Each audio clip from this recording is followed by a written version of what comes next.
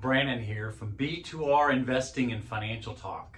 Today's topic, we're going to be talking about some very important metrics to look at. It's not just one when you're evaluating real estate.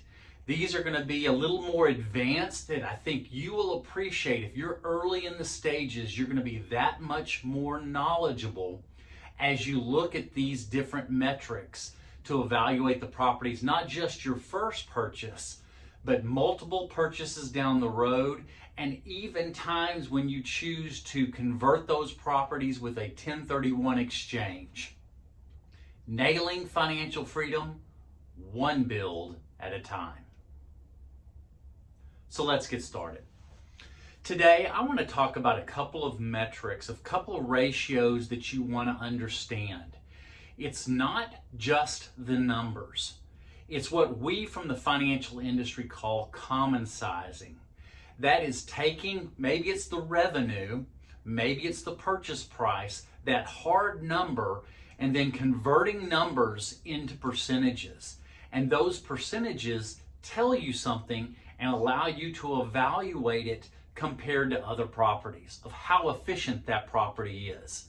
So today I want to go through some numbers so that you can become more knowledgeable and be a better steward of the information and your money. Let's get started. So today, let me just start out with the hard numbers of the beginning so that you can understand as we discuss this, what those numbers mean. So I'm using one of my scenarios, one of the builds that I finished up about 90 days ago. So I built this property for $205,000. What it is, it's generating revenue of $2,100 a month. So that equals, the $25,200 for the year. And what I'm wanting to do is to evaluate multiple things. I'm looking at how efficient is the asset, what is my cash on cash return, and some other metrics that we won't get into today of principal pay down, what its value was when I built it. But I want to talk about these numbers today. The return on the asset, which some people call it unlevered yield. Another term for it is net operating income. And in the commercial world, it's called a cap rate. So we're going to look at this and talk about what does it mean. So here we've got the revenue of this asset, this real estate purchase of $25,200. And what a lot of people do is they'll convert those hard numbers into percentages so they can see how productive is that asset. So I'm taking taxes, insurance, repairs, vacancy, and CapEx. So we're holding those monies back. It might not be used that very year, but over time, that is the historical average. And so I've got money held back in reserve. I don't put it in the main operating account. When I save up my reserves, I'm putting it in a separate account, also putting it in a high yield interest-bearing account. So I'm keeping up with inflation. Typically right now, it's around the 4% range, but I'm putting that in a separate account so that I don't see it. It's very intentional so that I don't expend it. When I have to draw from that account because it's for a specific purpose. That's what I do, is separate it into the main operating account for the cash flow, a separate account for the reserves. So that this property produced expenses of 6.5%. So then what the overall net operating income, the return on the asset, is $18,700. But I look at that as a number, but I'm also looking at what is the productivity of that asset. So this asset, and I've got my notes right here, it's producing at 9.1% based off the cost of my build. It's saying it's producing $18,700 based on the asset price of what I just built at $205,000. It's producing 9.1% return on that asset. I personally, in my buy box, or now I call it my build box for some of you in the ORAT community. And I didn't mention, I will be speaking this coming year in February at the One Rental at a Time event in February of 26. If you're interested, it is a very inexpensive conference to come to, and I'll be speaking on the build to rent model. But I'm looking at this and I'm saying, I want to have highly productive assets. And every asset is not equal.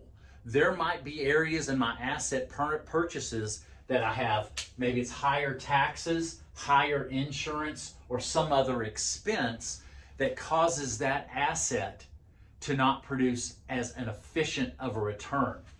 But my goal is to look at assets that I produce. My ultimate goal is I want 9% or higher. Remember, just a few years ago, we heard of properties trading at such high ratios was because of the interest rates, because they could finance them and it's still cash flow, even though they were maybe paying at what they were using was the cap rate or the NOI as a percentage. I look at those things, but I'm also holding the asset accountable. The wealthy hold all their money accountable, even their assets accountable for producing a return. That's why the wealthy continue to grow money. But I'm looking at the asset purchase at 205 and I'm saying, okay, it's producing 9.1. My goal is to be at 8.7%, which is what I chose. For my returns, I want 8.7 or higher. Most of mine are at 9 or higher. But this one produced at 9.7. I also look at interest rates. If you were paying 10% interest rate and your return on your asset is 9.1, it will not produce positive cash flow. But it will produce cash flow if the interest rate is below it, and the more it is below it, the higher return that it produces in cash flow. So I look at the differential between the two, and we talk basis points, which is what I look at from my banking background. For you, 1% interest is actually 100 basis points. It's down to the ones in that calculation.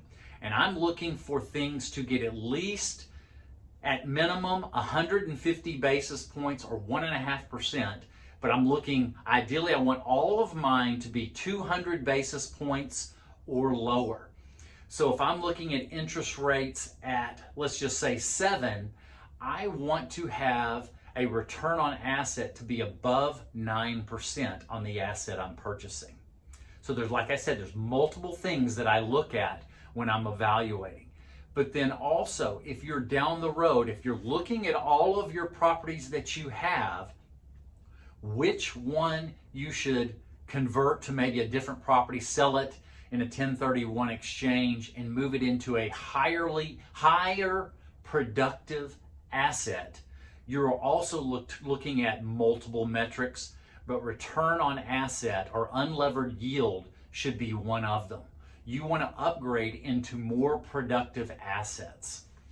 So I'm looking at this. That would be an important number, 9.1%, that return on asset. We're common sizing the actual number into percentage off of revenue, or this was a percentage off the build cost. I'm sorry, percentage off the build cost.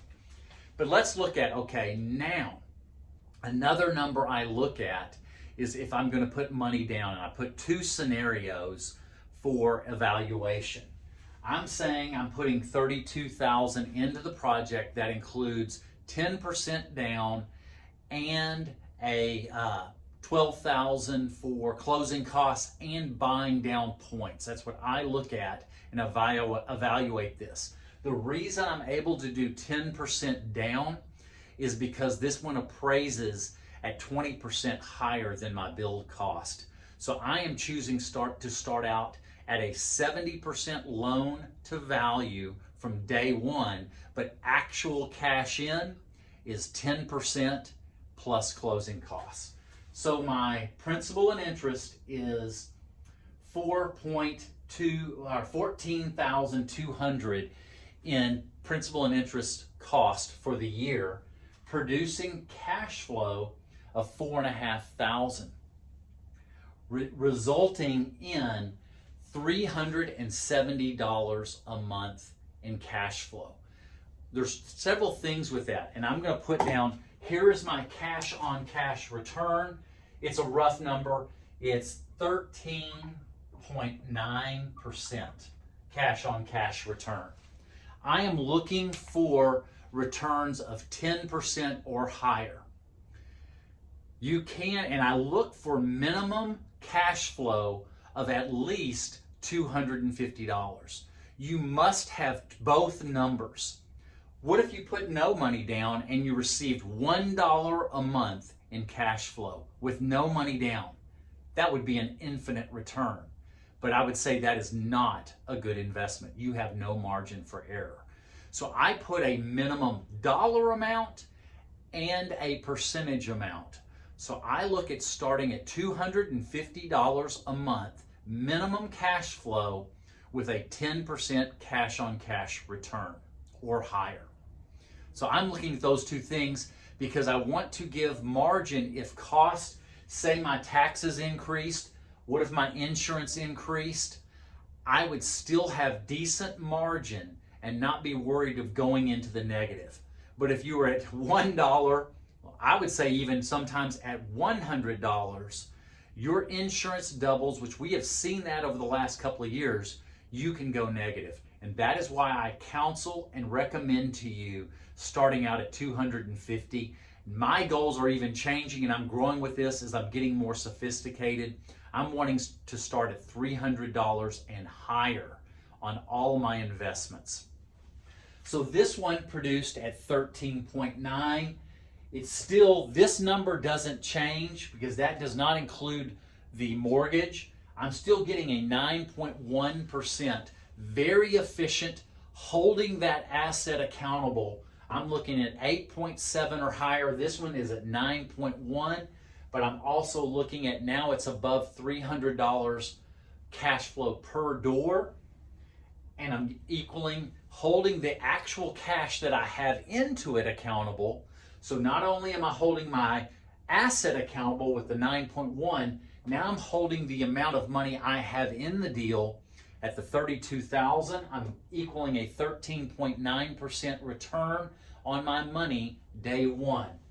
You say, okay, what if I put more money down? Is that the right thing to do? These are the things that I look at. So what if I were to put an extra 10% down? So I put 20% of my own money in it. Now I'm at $52,000 in this project. My principal and interest, it's down to $12,700 for the year because the monthly payment is lower. I'm now getting $6,000 in cash flow a year. That's $500 a month.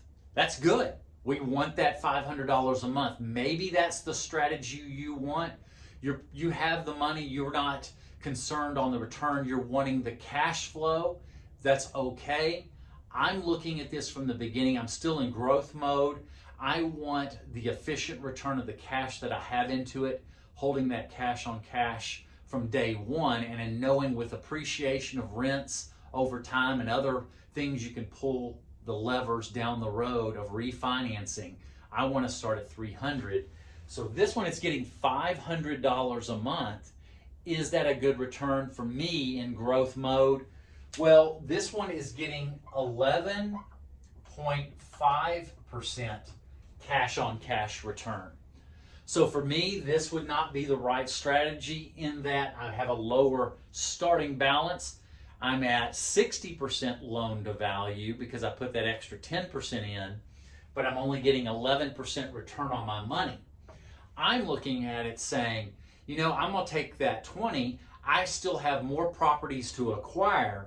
I'm going to go after more properties, do this build again. I've got 20 grand of the 32, and I'm going to do this again, but I'm holding my actual cash at this moment in growth mode to getting 13.9%. And then I'm looking at every asset I purchase. Am I getting the return on the asset above 9%, which is what I'm looking at even now. I want 9%, but my minimum is 8.7. So I'm looking at multiple numbers, and I use this number. The difference, my interest rate was 6.7 with the buy down. That was 240 basis points difference than the 9.1%. I knew I was going to get a great return, but I'm holding the entire project accountable, both the asset and my money accountable. You can look at this. I hope this helps you. Please like and subscribe. Make a comment. I would love those comments to see what you think about this way to evaluate it. It is not just one single metric. You're looking at your buy box, or for me, my build box, holding the asset accountable and my money in the deal accountable. Till next time.